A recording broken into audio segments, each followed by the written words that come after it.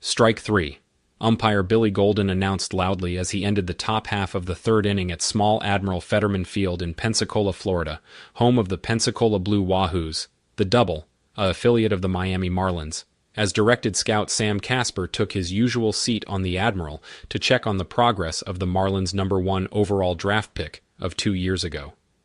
Davy Golden, Eagle Boyd. It was his second trip to Pensacola this season.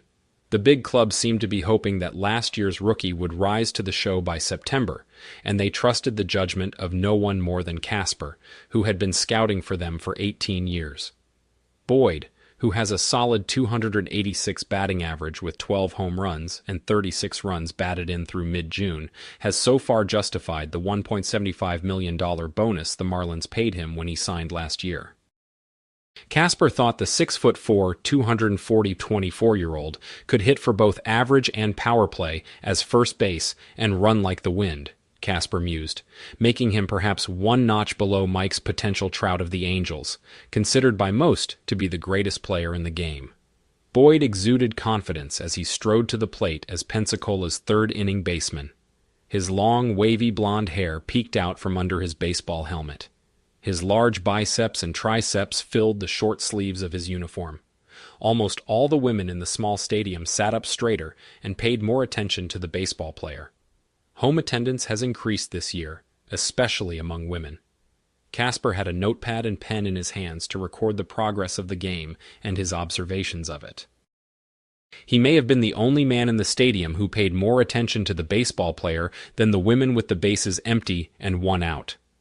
Boyd tied the game and then sent a 96 mph ball over the wall in left field.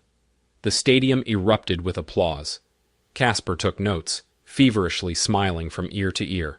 It was on his recommendation that the Marlins selected Boyd with their first pick. Boyd added another run later in the game as the Blue Wahoos won 4-2. Casper wrote a few more notes in his notebook and then headed to the Wahoo locker room to talk to Boyd and the Wahoo manager. Alyssa Graber and Tracy Strickland sat at a corner table at La Scala, a luxury restaurant, each eating a slice of cheesecake and drinking a glass of Galliano. Both women were in their 30s, well-dressed, and seemed quite at home in their surroundings.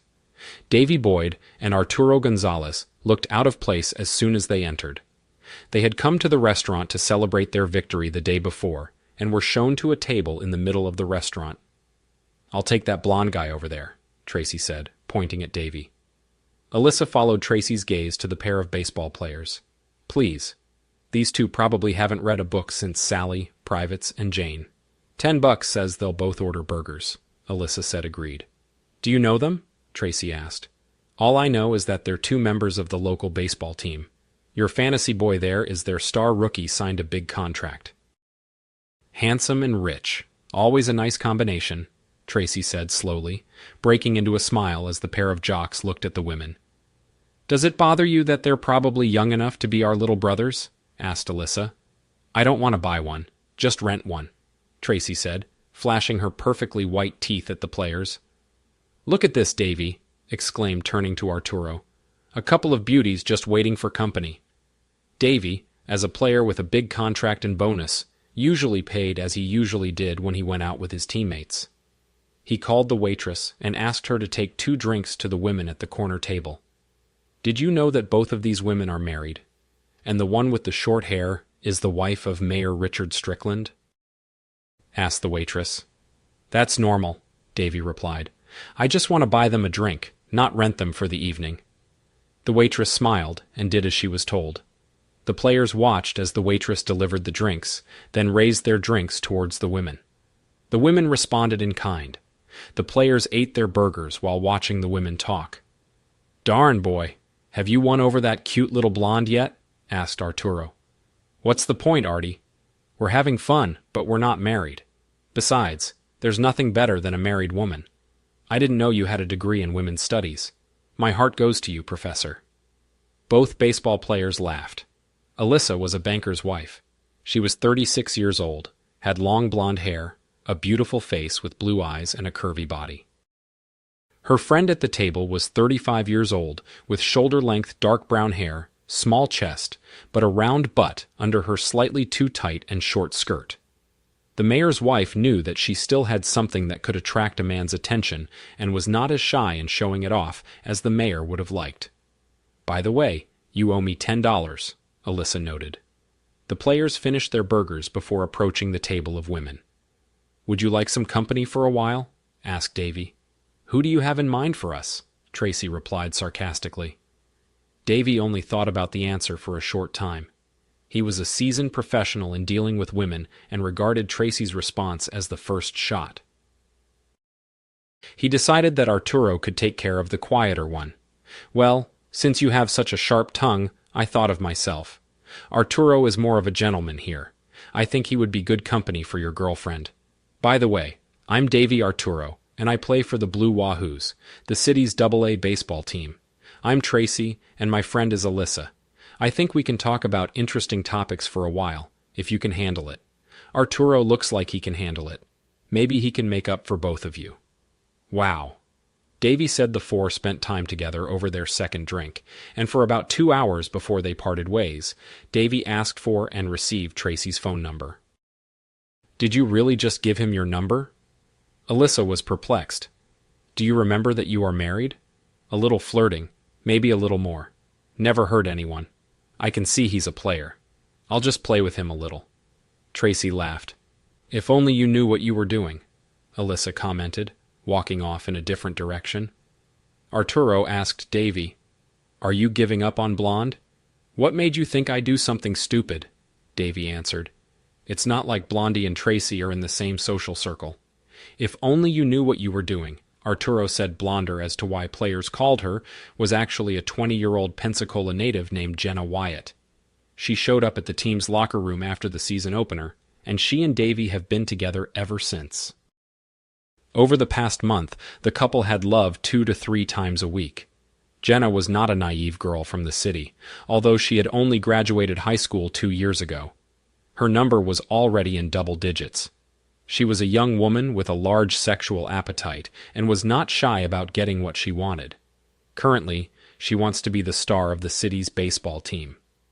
The day after the game, Jenna was waiting for Davy wearing a tight black short-sleeved blouse and tight skinny jeans that showed off her firm.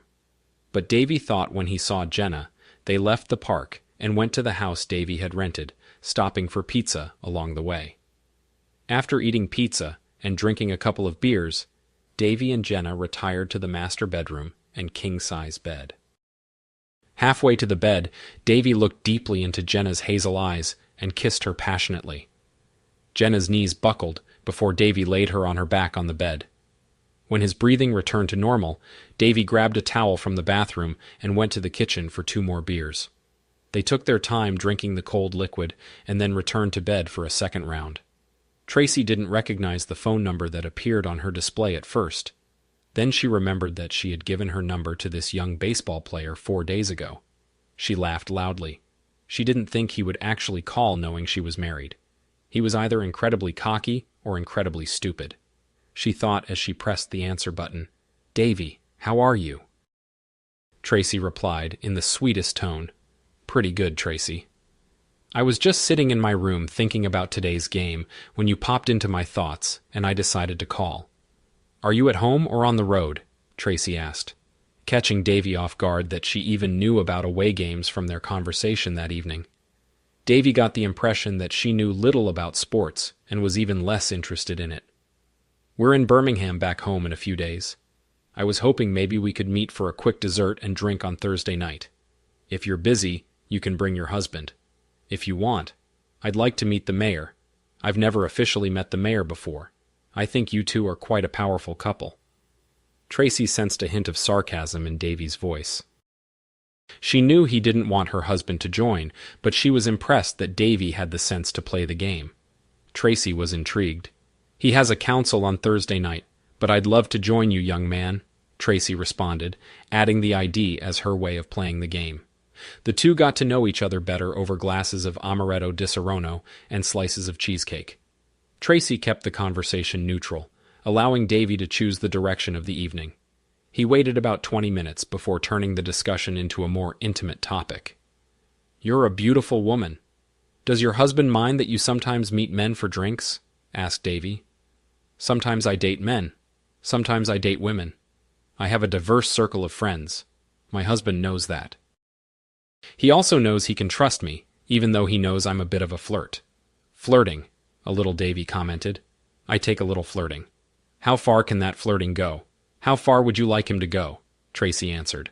A slowly spreading smile appeared on Davy's face. He extended both hands across the table. Tracy put her hands in his. Evan McComb watched as a cute blonde hopped toward the checkout counter at Starbucks from a table in the back of the store. He noticed the light freckles on the bridge of her upturned nose and the light in her hazel eyes. He also noticed that her miniskirt barely reached the middle of her slender thighs. He knew that she visited this place regularly, and it took him about a month to work up the courage to finally talk to her. He stood up from his seat and paused at the door, waiting as she approached. Evan made his move, introducing himself to her. At first, the young woman was surprised, but then reacted positively to Evan's introduction. She had seen him before in a cafe and was impressed by his good manners and the way he sat in his suits. The two returned to the table. Evan had just left and talked for about 5 minutes before Jenna said she had to go back to work. Evan handed the young woman his phone so she could add her number to his contacts. Evan practically floated back to his job as an accountant. His colleagues noticed that the usually reserved accountant seemed optimistic as he moved around the office around 4 o'clock in the afternoon. His boss, Phil Cunningham, walked into Evan's office and asked if he had won the lottery. I received the phone number for the future. Mrs. Evan McComb this morning, Evan stated. Phil was Evan's boss for 2 years. The young man liked him, but had never seen him talk so positively about his relationship with a woman, especially when the two of them weren't even on a date. The next day, Evan called Jenna. They set up a dinner date at one of Evan's favorite seafood restaurants for the following Saturday night. Evan sighed out loud as Jenna opened the door to her apartment, wearing her version of a little black dress. His quick glance revealed that she was not wearing a bra under the thin material as her nipples were visibly erect. And it went down just a couple of inches below her round, but Evan thought she would have to be very careful when she sat down. Does that sound like approval, or are you having an asthma attack? Jenna suggested. Definitely. Sounds like an endorsement. But now, I'm worried because I didn't bring a baseball bat with me to fight off guys complimenting you. Jenna laughed, and Evan was pretty sure it was the most beautiful sound he'd ever heard. Dinner and conversation were wonderful. It was natural for Jenna to compare Evan to Dave throughout the evening. Although Dave won in most physical aspects, Jenna admitted that Evan was far from a troll, and she had to admit to herself that she seemed to click on many levels with him more than with Dave. However, she and Evan didn't discuss their other dates since it was their first date. They might have to discuss this issue sometime in the future, but for now, they were both just enjoying each other's company. The evening ended with a modest kiss at Jenna's door. The next evening did not end with a modest kiss at Jenna's door. Jenna and Davy shared a deep, passionate kiss, and then moved inside for a long night of carnival of passion. Evan was far from her thoughts. Tracy was pleased with the way her relationship with the young athlete was going. He turned out to be more educated and well-read than she expected, and they enjoyed one trip to a nearby museum and another to the opening of an art exhibition. The couple ran into several of Tracy and her husband's friends at an art exhibition, and Dave was surprised at how at ease Tracy seemed to be seen in public with him. Although Tracy seemed as conservative as her husband, she knew that in another time and place she might have been a more happy-go-lucky woman. The only outward recognition of this was her tendency to flirt and a small tattoo on her left wrist, which was usually hidden under several bracelets. None of Tracy's friends seemed concerned or surprised by her interaction with the young athlete, although it raised some eyebrows among her friends' husbands. Almost all of her friends knew that Tracy was a known flirt, but it seemed a little too much for their men. Several of these men wondered how much her husband, the mayor, knew about her latest hobby. In fact, Mayor Richard Strickland knew very little about his wife's latest activities, despite her flirtatious tendencies, which sometimes went too far for his liking. He always trusted his wife to know where to draw the line. Tracy was the well-settled wife of a successful lawyer for the first 11 years of their marriage, before the lawyer decided a little over 2 years ago that he needed to become mayor of the small town in which they lived. At 41, Richard was 6 years older than his wife, but like her, he looked younger. His short brown hair did not show the slightest sign of gray, and regular visits to the gym gave him a toned and somewhat muscular physique. Most agreed that he was a handsome man, although not as beautiful as his beautiful wife. In the autumn elections, it was not too difficult. Richard received about 2/3 of the votes. Most of his constituents seemed confident that he would bring the same strong work ethic to City Hall that he brought to his career as an attorney. Like most mayors, Richard attended a lot of meetings and probably didn't spend as much time on his job as he did when he started his law firm career. Some of his friends wondered if he was spending too much time being mayor at the expense of his marriage, especially when they saw Tracy with Davy. Tracy was the executive director of a nonprofit organization in the city. The job only took about 30 hours a week, giving her flexibility for a social life and the ability to remain a visible figure in the community. It was not uncommon for Tracy to spend several lunches a week in the company of some of the community's more influential business leaders. In recent weeks, Tracy and Davy have started sharing little kisses in public. Tracy noted that in some companies, this was hardly surprising. She began to touch Davy a little more freely, touching his arms and chest. She knew it was only a matter of time before Davy became her first lover.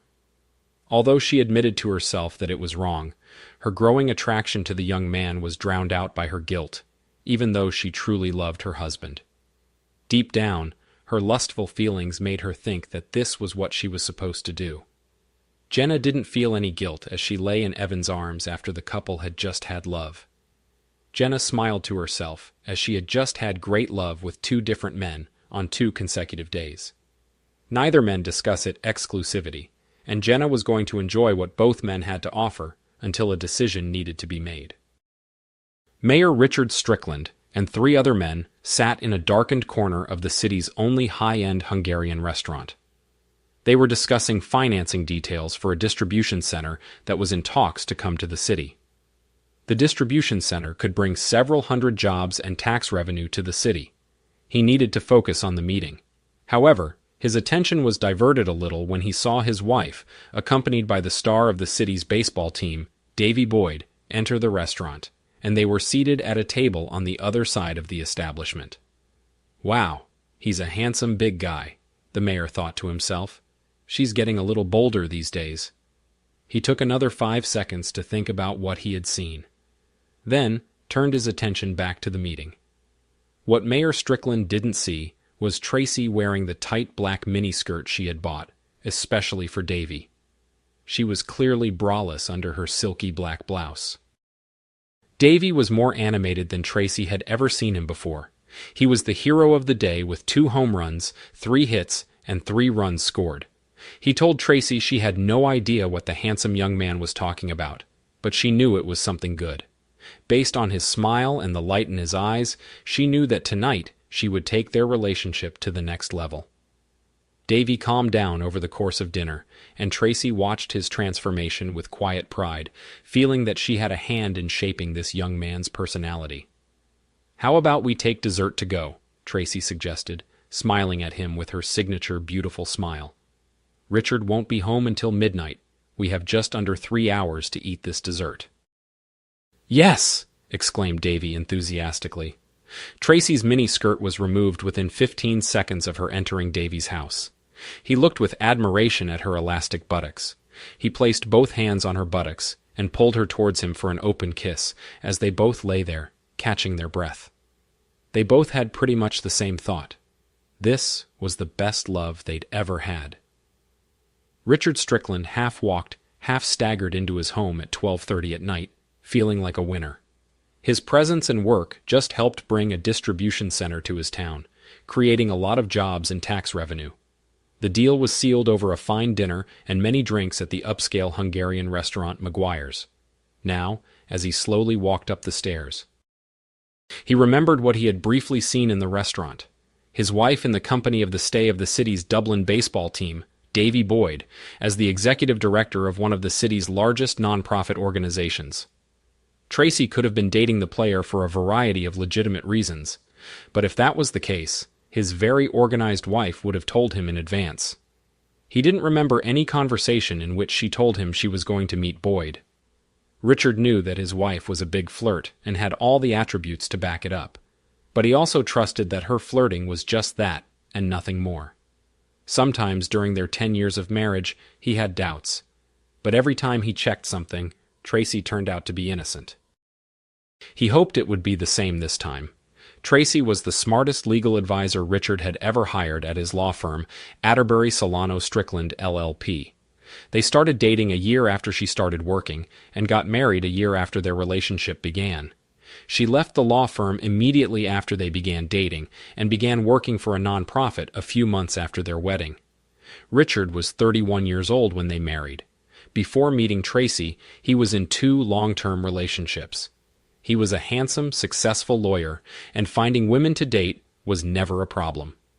Tracy's flirtatious nature became a point of contention in their marriage from time to time. Her husband repeatedly told her that in their circles in the city society, her flirting was very disrespectful towards him. "Come on, Richie. You know I don't mean anything serious." "It's just my fun," Tracy said. "Please think about my feelings sometimes."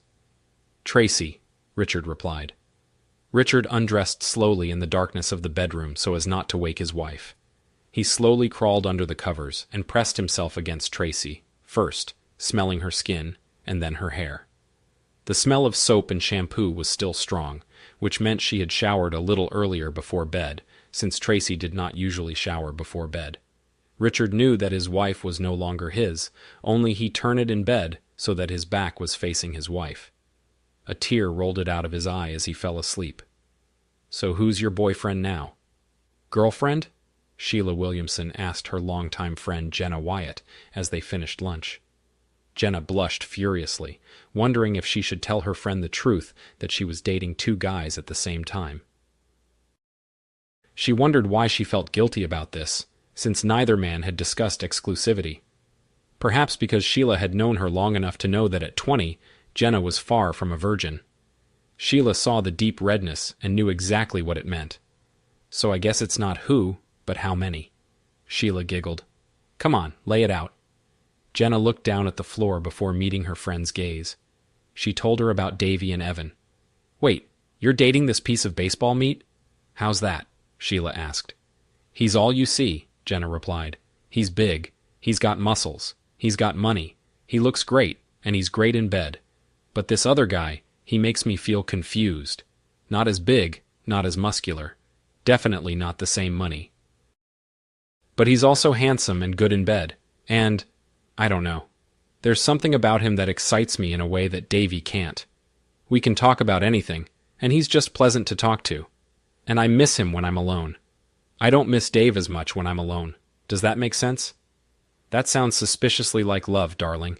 Sheila said you need to see if you can't keep him before he goes to someone else. A baseball player may be fun, but love is gold. Secure your claim to him quickly, Jenna." Jenna looked straight into her friend's eyes. She saw that Sheila was dead serious. "Sometimes when Davy calls, I know he just wants love," Jenna admitted. "Evan wants to be with me." Love is an addition. And here's your answer to that question, Jenna. Despite this conversation, Jenna didn't hesitate to say yes.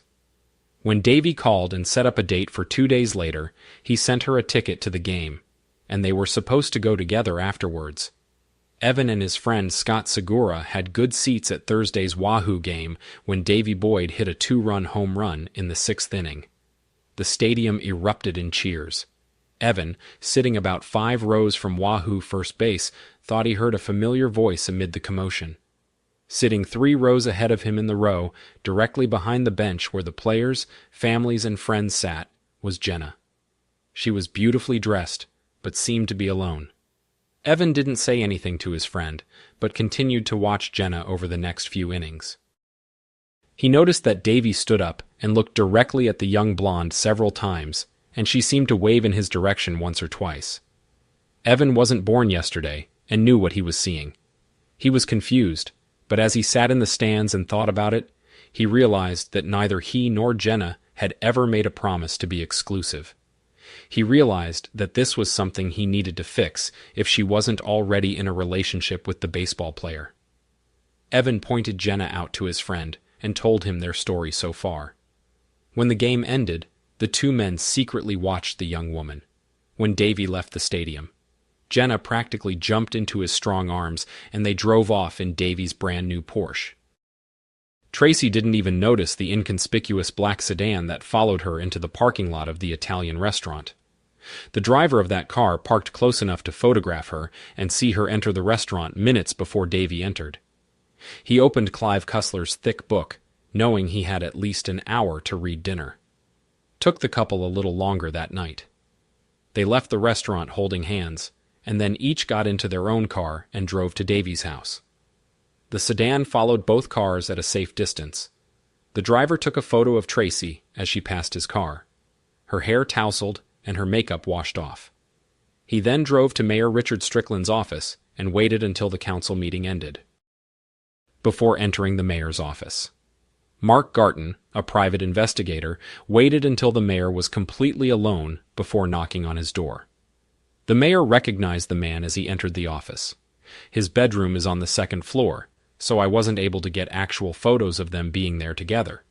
But judging by the way it looked before and after entering the player's house, only an idiot or a Puritan would think they didn't have love. And based on what you told me about her later souls, well, that's clear, in my opinion. Thank you, Mr. Garton said. Mayor Strickland, handing the detective a check for his services. After the detective left, the mayor dropped his head into his hands and cried like a child. Breakfast at the Strickland house the next morning was quiet, although Tracy was clearly in a good mood, humming as she moved around the kitchen. Richard looked depressed as he sat at the kitchen table. You don't look too good, darling. We have Alka-Seltzer in the bathroom if your stomach is upset, Tracy said. I have a gun in my gun safe. That would make me feel better too, the mayor thought to himself. Tracy saw no signs that her husband suspected anything about her actions. She always considered herself smarter than her husband, forgetting that his more passive behavior did not reflect his intelligence. Tracy believed that she truly loved her husband, but at the same time, she believed that she deserved her romance with the young baseball player. Her husband was perfectly acceptable in bed, in her opinion. But Davy was at least 2 notches above, and she deserved it. She knew what she was doing was technically wrong, but it was so good that she didn't feel guilty. She knew it was a cliché, but her affair was really just for the great love. When this is over, she will return to the role of a loving, caring wife. Richard watched his wife whistling merrily as she moved around the kitchen with growing anger. He noticed that he and Tracy had not been intimate for about a month before this. They had love 2 to 3 times a week, and Richard didn't think they had any problems in that regard. As in many families, the wife dictated the agenda at home. The couple didn't have serious conversations about children before they got married. But about 2 years after their marriage, Tracy decided she didn't want children. She and Richard had some heated discussions on the matter, but in the end, Tracy got her way, and Richard had a vasectomy. Between work and dating 2 men at the same time, Jenna didn't notice that Evan hadn't called her for a week. The next week, halfway through Love with Davy, Jenna suddenly realized that she hadn't heard a word from her other suitor. When Jenna got home, it was too late to call Evan, but she called him the next day. During her lunch break, this was the first time she had to call the young accountant. "Did I do something wrong, Evan?" Jenna asked, when Evan answered the third call. Evan carefully weighed what he considered his 2 options. Tell Jenna what he knew about her dating Davy, or simply let the relationship end. There was silence on the line for about 10 seconds. "Jenna, I know you're dating both a baseball star and me. I know we never talked about exclusivity, but I can't deal with you dating, and I'm sure sleeping with 2 guys at the same time. I know I don't have his money, and I'm not a big, tough guy, but I want to be the only one in your life. I want to find out if we have something more." Jenna's eyes widened on her end of the phone call. Even though Evan couldn't see them, she stuttered for a second before answering. "Yes. How about we celebrate our new beginning this Saturday night?" Evan said. This time Jenna didn't stutter, but quickly shouted, "Yes, yes, yes." A few days later, Davy called Jenna asking for a date. She politely refused him, saying that she was now dating another man on exclusive terms. "Well, that's great for you, but it shouldn't concern us, should it?" Davy asked. "I mean, we weren't looking for Brad and Angelina. We were just having fun. Can't this go on while you're dating this guy?" "Sorry, Davy, Even isn't that kind of guy," Jenna said. "And I won't cheat when I make a commitment. I had a great time with you, but this is probably the end, okay? But if you ever change your mind, you have my number. I love you, Davy. I hope you have a great career." Sam Casper had the honor of informing Davy of his call up to the Miami Marlins in September. He arrived at Fetterman Stadium minutes before kickoff one late August day. "Hey, Bubba, my name is Opportunity, and I'm knocking," Sam said as he approached Davy in the Wahoo's locker room. "Seriously, Mr. K?" Davy said with great enthusiasm. The older man smiled and nodded. "Heck yes, I will answer," cried Davy, as his teammates gathered around congratulating him. Davy's promotion became news the next day. Richard Strickland read the story in the newspaper with interest. He still loved his wife, but was unsure of his next steps. He called his former law firm partner, Rick Salerno. A week after Davy was called, Tracy's hormones were raging. She had been having love with the baseball player 2 or 3 times a week for the past 6 weeks. And the sudden cessation of love had an effect on her. She heard her husband in his office and realized that it had been quite some time since they last had love. She tried to remember the last time and came to the conclusion that she and Richard had not been intimate since she started having love with Davy. She and Richard used to have a wild love life, Tracy recalled. When did it disappear? When was the last time they even hugged? Has she really gotten that far away? For the first time since the beginning of the novel, Tracy felt guilty in Miami. Davy also missed the regular love he had with Tracy and Jenna. Pitchers in the majors were doing whatever they wanted with the young player, and he had yet to go to places where he could meet women. "Hey, baby, maybe you can go away for a couple of days this week. I really miss what we had," Davy said as Tracy answered the phone. "God, Davy, I miss you so much." Tracy almost exclaimed, "Tell me when, and I'll be there." That evening, when Richard returned home, Tracy told him that she and Alyssa were going to spend a few days shopping in Miami. If he didn't mind, this was a typical request that Tracy had made and Richard had approved over the years. This time, however, Richard had not expected this request and did his best to hide his surprise. Was she so desperate that she was willing to assume that her husband suspected absolutely nothing? Or was it more than just love? How much of a betrayal? Richard wondered. Richard tried to hide the deep breath he needed to take, then agreed. Tracy had just given him the final answer, he thought. Tracy took a taxi from the airport to the apartment Davy was renting. She threw herself into the young man's arms and kissed him on the lips. As soon as he opened the door, he kissed her back for about 30 seconds, then gently set her down. "I want you so bad right now, but I have to go to a baseball game. It's the big leagues, baby. We'll have dinner when I get back. I'm so glad you're here. You won't regret coming," exclaimed Davy. Tracy felt more energetic and alive than she had since Davy first left. She opened her suitcase and pulled out a sexy red baby doll and matching underwear. Perhaps it was the thought of Tracy waiting for him at home, or perhaps it was just the first of many great nights. But Davy had 2 hits, including his first home run in the big leagues, and scored 3 runs. He grabbed Chinese food on the way home and practically threw open his apartment door when he arrived home. Tracy was stretched out on his couch, one leg bent, drinking a glass of wine. He placed the bag of Chinese food on the kitchen table, and that's where it remained for the next 2 hours before a tired and sweaty Davy and Tracy finally reached it. Around the same time that Davy and Tracy settled into Davy's shower the next morning, Richard was considering his divorce petition. It was a simple split down the middle. But Richard was only going to pay 5 years of alimony. As long as Tracy paid her own rent and Davy didn't live with her, Richard knew it seemed childish. But it may have been the only victory he could get in court. Evan was practically delighted when he learned of Davy's promotion to the first team for September. He had completely trusted Jenna when she promised to be with him exclusively, but it was still a big relief that Davy wasn't living in town anymore. On her part, Jenna understood that Davy's promotion was good news for him, but since she had promised to be with Evan, she didn't care. Davy was no longer in town. Davy and Tracy spent most of their 3 days together having love and visiting several high-end restaurants in Miami.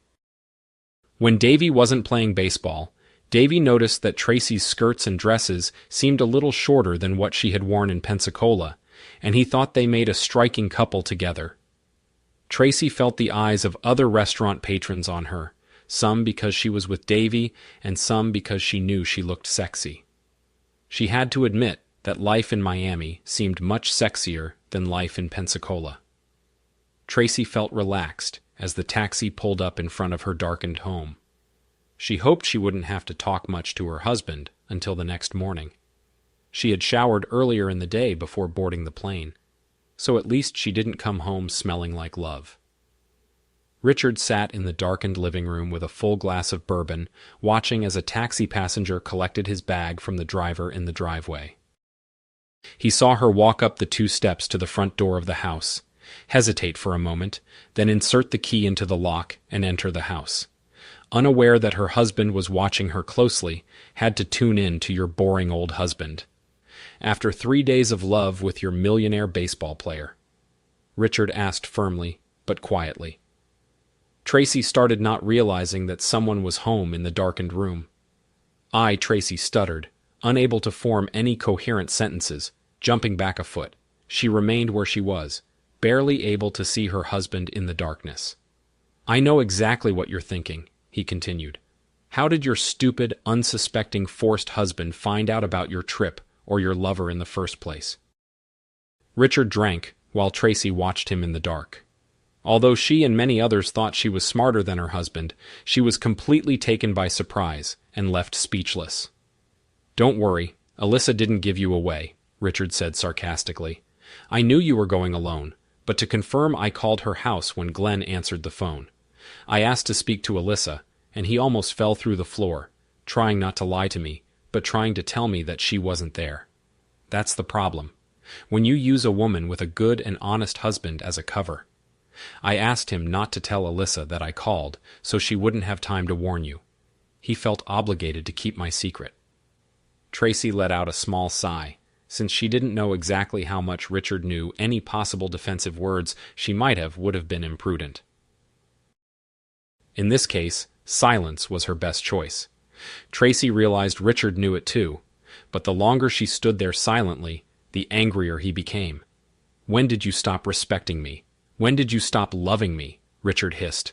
I never stopped loving you, Richard. It has nothing to do with love. Well, maybe a little, if I'm being honest. Wow. Honesty.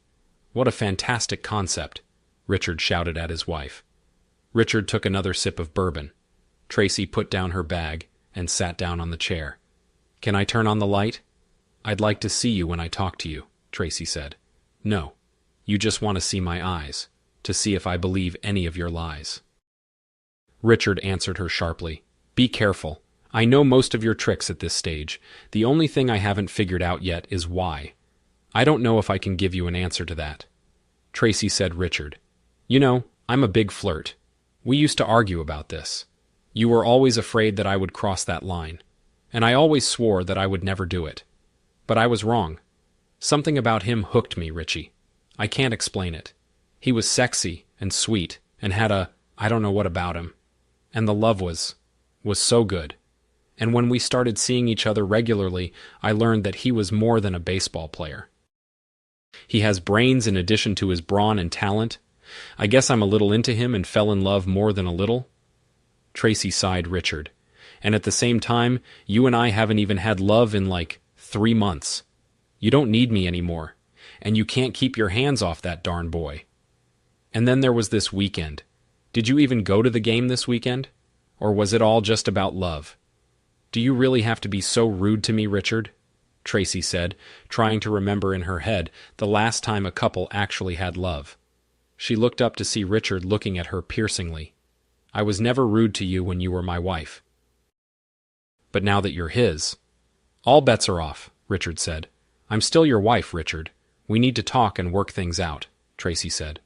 No, we don't need to talk, said Richard. I already understood everything I was thinking while you were having fun.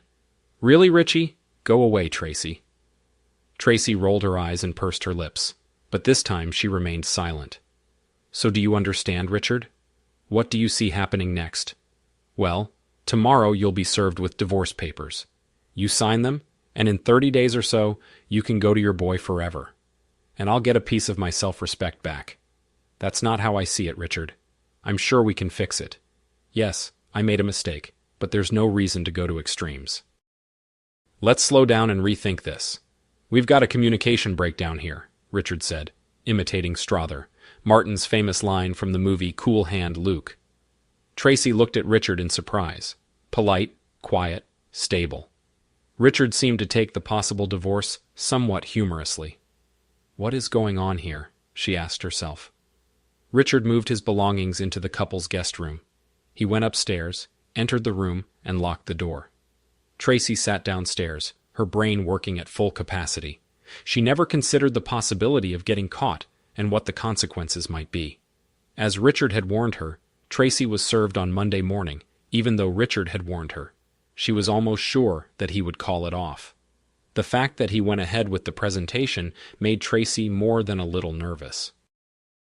The events of the last 2 days had truly shown Tracy a side of Richard that she had never seen before. Richard focused heavily on his duties as mayor over the next few days as a way to cope with the situation. However, it wasn't that difficult because he really enjoyed being the mayor of the city. Tracy was coping significantly worse with what was happening in her life. She spent the rest of Monday in a sort of daze, and things didn't get any better in the days that followed.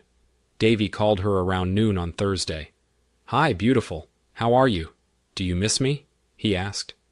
Tracy's heart began to beat faster when she heard Davy's voice for the first time.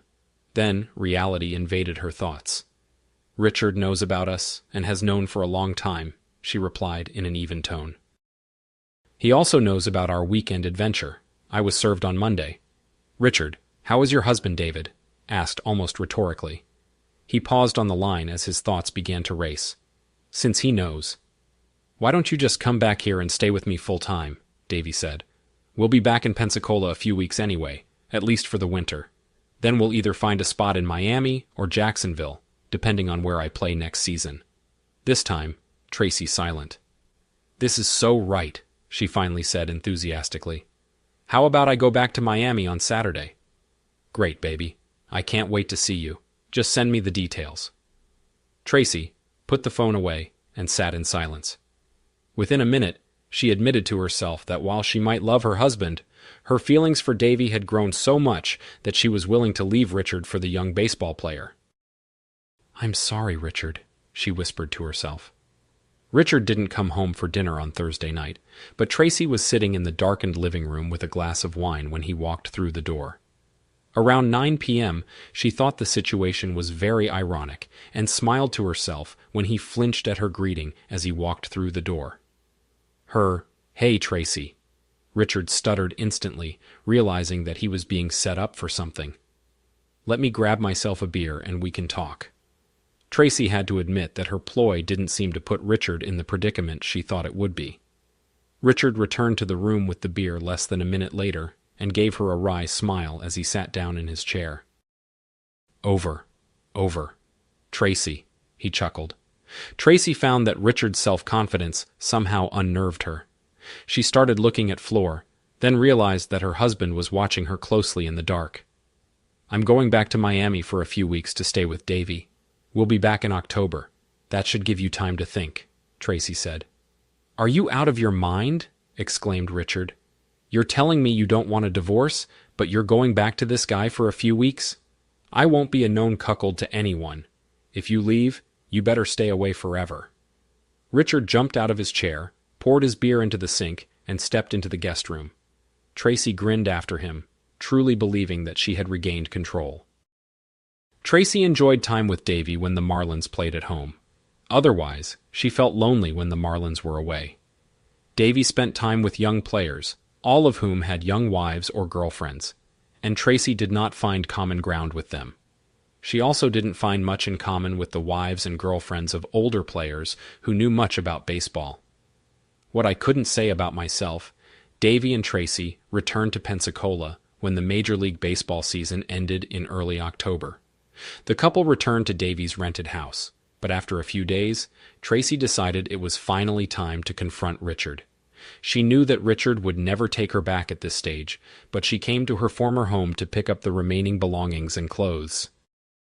Tracy was surprised when her key no longer worked in any of the doors in the house. She was surprised that Richard had thought about changing the locks.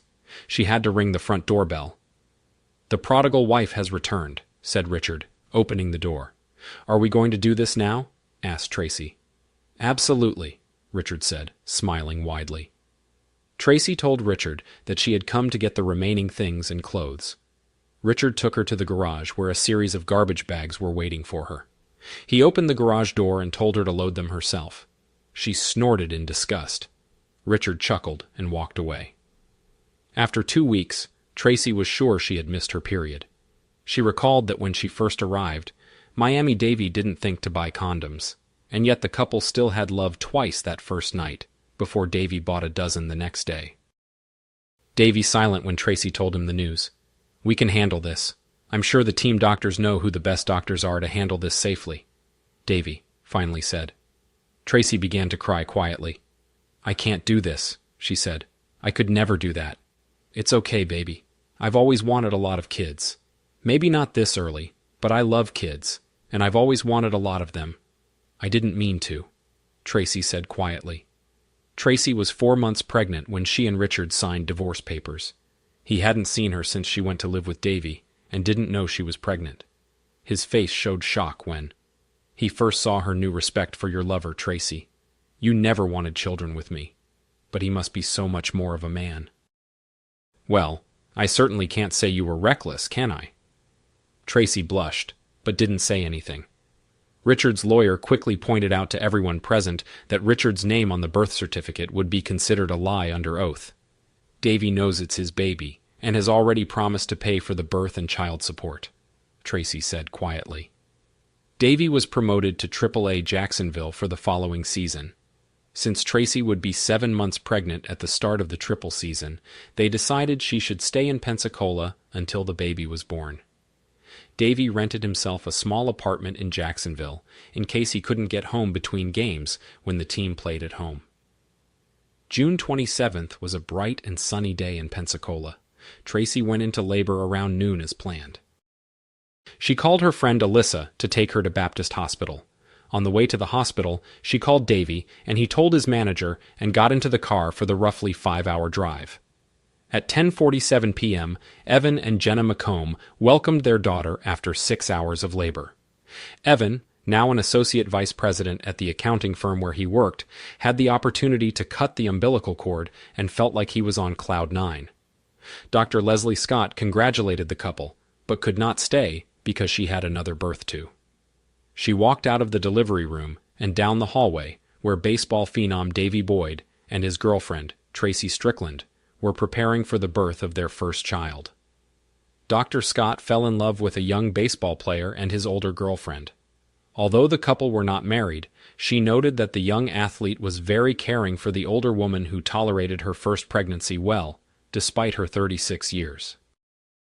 Dr. Scott, while noting that a first child for a 36-year-old woman is not that uncommon, also noted that the risks for a 30-year-old woman are higher than for a 20-year-old woman. Tracy carefully monitored her weight, gaining only 27 pounds during her pregnancy. The doctor also noted that the baseball player seemed much more enthusiastic about the pregnancy than his girlfriend. Tracy admitted to the doctor at one appointment when they were alone that she forced her soon-to-be ex-husband to have a vasectomy because she didn't want children. The pregnancy resulted from a moment of passion that eluded Davy and Tracy when they didn't have condoms. Not many couples have experienced this, the doctor thought to herself, while Tracy and the boy remained in Pensacola. Davy returned to work in Jacksonville 2 weeks later. He was sitting in a quiet restaurant with an older woman when an angry man approached the couple. "Who's your friend?" "Cassie." "Does he know you're married?" How many times have you had love already? He shouted to the couple. The restaurant became quiet. Davy looked at Cassie, and she looked at him. Cassie stuttered several times before. Davy slid out from behind the table and stood face to face with a man who seemed several inches smaller and lighter. When police and paramedics arrived at the restaurant, Davy was lying on the floor, bleeding from several cuts on his face. His right eye was closed and beginning to turn blue. Harrison Walker, a construction worker and husband of Cassie Walker, had cuts and bruises on the knuckles of his left hand. His wife was still sitting at the table sobbing. Davy was still in the hospital when the report of the incident at the restaurant made the news. It goes without saying that Marlins management was not happy about one of their high-priced investments suffering a potentially career-threatening eye injury. Also not thrilled when she heard the news was Tracy, especially when she learned the story that Davy was at a restaurant with a married woman. The coincidence did not deceive her. "Darn it!" Tracy shouted to no one. The noise woke up her baby, who began to cry. No stupid act goes unpunished. The woman thought, being only human, Richard Strickland couldn't help but smile when he heard about Davy's beating. He also didn't feel an ounce of sympathy for his ex-wife and her predicament. She made a bad choice, he thought to himself, slightly changing the memorable line from the movie Indiana Jones and the Temple of Doom. Pensacola police declined to charge Harrison Walker, especially after witnesses said the baseball player was the one who started the fight. Richard Strickland tasked one of his employees with finding Harrison's cell phone number, and the mayor called the construction worker, offering him the name and phone number of his divorce lawyer. He also offered his sincere congratulations to the young man for defeating the baseball player. 2 weeks later, Tracy and the baby, whom the couple named Frederick after Davy's favorite player, Freddie Freeman of the Atlanta Braves, moved into a smaller apartment that Tracy rented.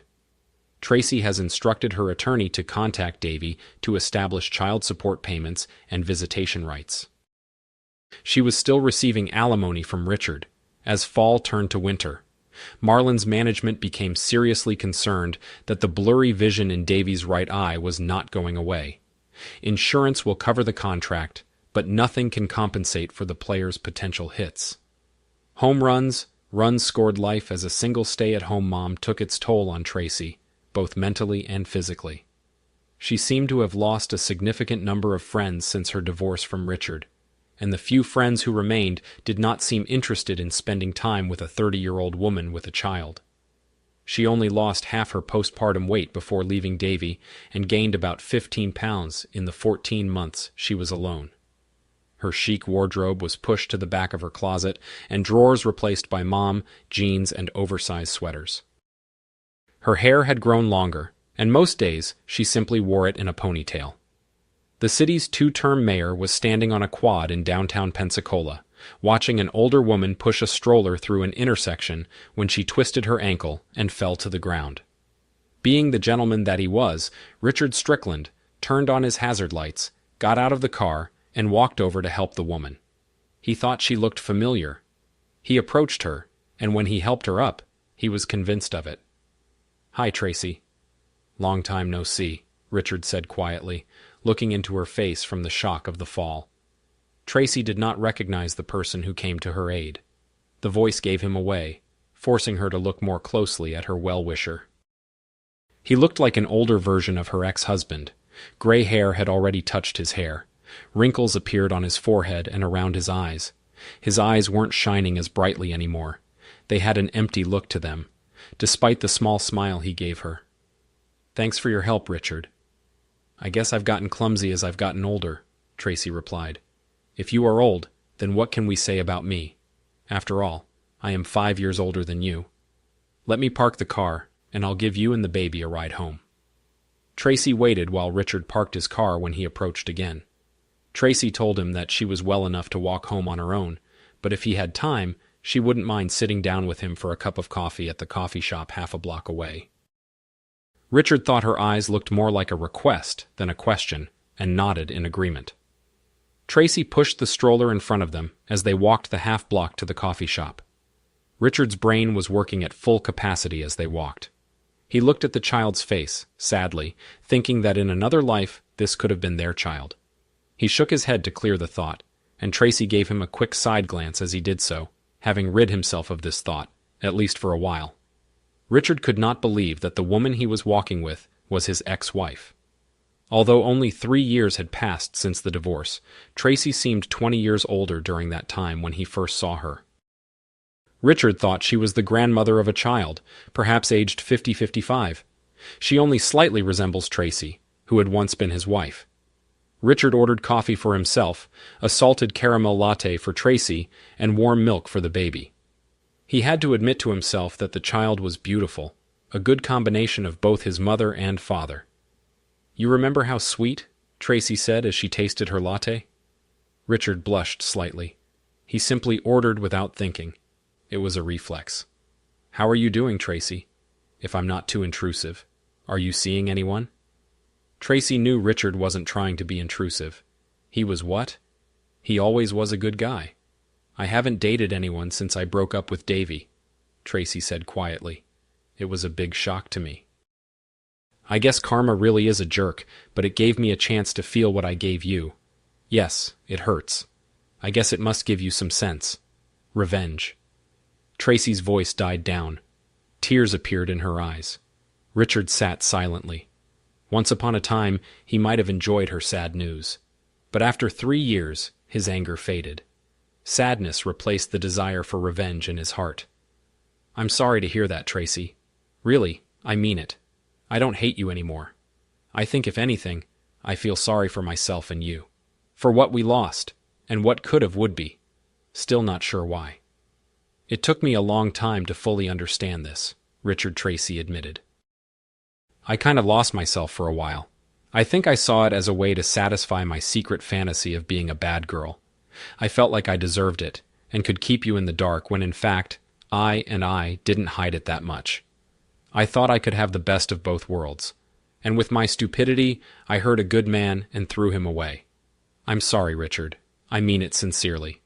Well, look at it this way, Tracy. Something good did come out of it all. He's a great kid, and at least you'll have him around enjoying him growing up." Tracy looked very guilty after that last statement. "I know you didn't want kids, Tracy, but it happened. When God gives you lemons, make the best of it, and never let him know he wasn't wanted. You have a great capacity for love. I know that firsthand." Tracy began to cry quietly after a moment. Richard handed her his handkerchief from his pocket. Of course, Tracy thought to herself. What about you, Richard? Is there someone in your life now? Please tell me I haven't ruined your attitude towards all women. There's no one right now, Tracy, but I'm an optimist by nature. You know that. Richard said, "I'm probably still a little scared of commitment, but one day I'll get back on track." Tracy lowered her eyes to the table so Richard wouldn't see how guilty she felt. Richard felt uneasy. It was time to leave. He stood up to leave, but Tracy put her hand on his to stop him. Richard took the hint from his years together with Tracy in the past and sat back down. "Richard, what are the chances? I mean, you're lonely. I'm lonely.